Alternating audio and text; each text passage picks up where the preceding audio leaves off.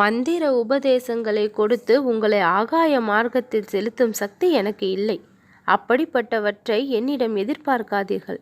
நான் இறைவன் அல்ல, அவரது சேவகன் மாத்திரமே. என்னுடைய உடலை அவரது சேவையில் பணித்துள்ளேன். அவரது அனுகிரகத்துக்காக மிகவும் தவித்து போனேன்.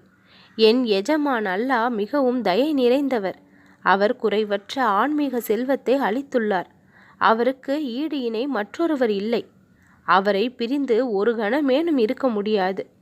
அப்படிப்பட்ட பிரிவை நான் சகிக்க முடியாது. அந்த மார்க்கத்திலேயே நான் அவரை நெருங்கினேன். அவர் அனுகிரகம் பெற்றேன். உனக்கு யாரோ ஒருவர் இருக்கின்றார், எனக்கு யாரும் இல்லை. அல்லாவே என் குரு, தாய், தந்தை மற்ற அனைத்தும் ஆவார். நீங்களும் இந்த மார்க்கத்தை கடைபிடித்து என்னிடம் வரலாம். இதற்கு பக்தி மார்க்கமே சால சிறந்தது. பக்தி மூலமாக நீங்கள் என்னுடன் கொண்டுள்ள உறவு எப்பொழுதும் நிரந்தரமாயிருக்கும்.